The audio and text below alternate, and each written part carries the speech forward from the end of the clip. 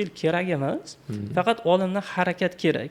Hozir o'sha bootcampda o'qib turgan vaqtimda qozoq opa bo'ladi, yoshlari 45 bilan 50 orasida. O'sha qozoq opa ingliz tilini o'rganib, biz bilan o'sha paytda bootcampda IT o'qiyotgandilar. Qiynalardilar, to'g'ri, oson emas. Yoshi o'zingiz o'tgan sari nimadir o'rganishingiz sal qiyinroq bo'ladi. Lekin bu sizga bahona bo'la olmaydi. O'tirib o'qisangiz, albatta ITni o'rgansangiz bo'ladi. Bitta men emas, juda akalarimiz bor, boshqa akalarimiz bor. Juda ko'pchilik taniyman. Trakda kelib, trakdan tushib, IT sohasiga o'tib ketishgan hozirda. Katta darajadagi dasturchi, tester bo'lib ishlashadi. Shuning uchun maslahatim, agar o'tmoqchi bo'lsangiz, qaror qabul qiling, orqaga yo'l yo'q deng, harakat qiling, o'tsangiz bo'ladi. To'g'ri, boshida sal kamroq pul topishingiz mumkin, lekin trackingda har doim bir xil summa topadigan bo'lsangiz, bu 1 yil, 2 yil bo'lib turib, yildan yilga oshadi. Tajribangiz oshgani sari sizning oyligingiz oshib boradi va kelajakda o'zingizning kompaniyangizga asos solsangiz, eng maqsad mana shu. Amerikaga kelishdan maqsad o'zi American Dream deydi. O'zingizning yo'nalishingizda qanaqadir muvaffaqiyatga erishish, o'zingizning kompaniyingizni ochish. Shunaqa darajaga chiqa olasiz. Faqat yana aytganimdek, yetarlicha vaqt va energiya sarflang. Boshqalar 10 daqiqa sarflasa, siz 100 daqiqa sarflashingiz mumkin bo'ladi.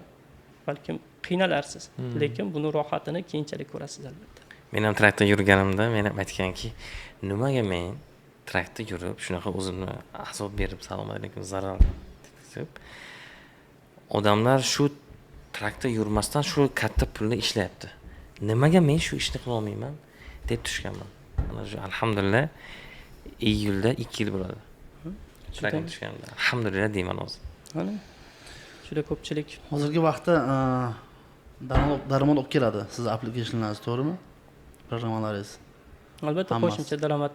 Endi o'sha tekinlari bor, unaqa daromad olib kelmaydi. O'zim yonimdan qo'shimcha summalar ketadi ularga, lekin asosiy o'sha Inaya AI hozirgi kunda juda ham ko'pchilik ishlatyapti. Endi qo'shimcha bu daromadi bor. O'sha kirib kelyapti. Yana hozir boshqa proyektlar ustida ishlayapman. Boshqa bir do'stlarimiz bilan proyektlarimiz bor. To'xtab qolmaymiz, izlanishdan, intilishdan to'xtab qolmaymiz.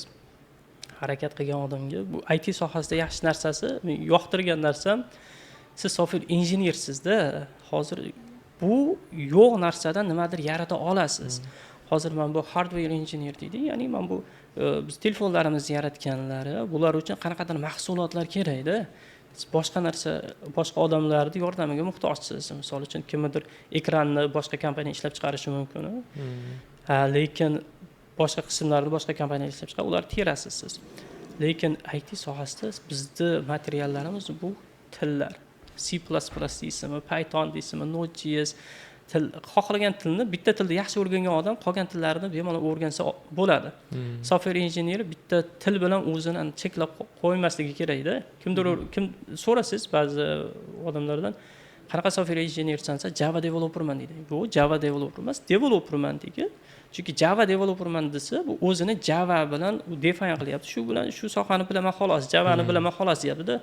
Lekin siz u yerdaga C++ ham o'rganib, C++ bo'yicha ham programmalar yozishingiz mumkin, Pythonda o'rganishingiz mumkin, Go language da o'rganishingiz mumkin.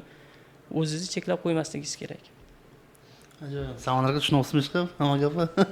Endi bizga bu sohada endi o'zini nimalarni so'z atamalarini biz tushunmasligimiz mumkin. U ma'noni tushunyapman, что oson emas, lekin o'rgansa bo'ladigan soha. Qarang, mana oddiy mana trakda ishlab yurgan odam masalan bir oyda mayli 10 ming topar. Lekin bu yoqda xuddi shunaqa 10 ming xarajati bor-da, yashash uchun oilasiga. U qanaqa qilib sirazi yo'ldan tushib ITga o'rganishga kira olmasligi mumkin-da, uning chunki bu yoqda xarajatlari bor. Va IT o'rganishga o'zi qancha vaqt ketadi, masalan, daromadga kirish uchun qancha vaqt o'qish kerak, o'sha qancha vaqt o'qigandan keyin qancha daromadga kirib, o'sha etapdan boshlanadi shu haqda aytib o'ting. Endi ko'pchilik o'zini sharoitidan kelib chiqib plan qiladi. Ba'zi bir akalarimiz bor edi, trakda ishlab yurgan vaqtida ertaga bootcampda o'qiyman yoki magistratura o'qiyman deb pul jamg'arib borishganda. Misol uchun 1 yil o'qishingiz mumkin. Hozir ko'pchilik bootcamplarda o'qiydi. Men endi bootcamplarda o'qiganlarga qarshi emasman. Maslahatim, lekin men magistraturada o'qishni yoki universitetda o'qishni tavsiya qilardim, chunki siz ko'proq vaqt sarflab yaxshi o'rganasizda. Ha, bootcamplarda bo'lsa o'shani tezlashtirilgan versiyasi, boshqa narsa, umuman boshqa qo'shimcha dars o'tilmaydi. Faqat siz tester bo'lasizmi?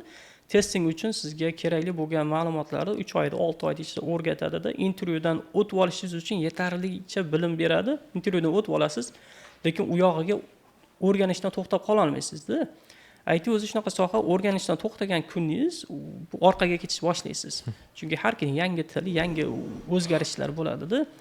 Shuning uchun o'sha kimdir hozir bugun trakdan tushib o'tib ketaman ITga desa, qiyin bo'lishi mumkin. Oilaviy sharoitdan kelib chiqqan holda maslahat berardim. O'zlari o'sha ozgina pul jamg'arib, universitetda o'qishsa yaxshi. Endi bootcamplar ham bor. Bootcamplar o'sha testing bo'yicha yoki data analyst deyishadi, data analytics bo'yicha o'qisa bo'ladi. O'sha bootcamplar 3 oylik bootcamplar, 6 oylik bootcamplar bor.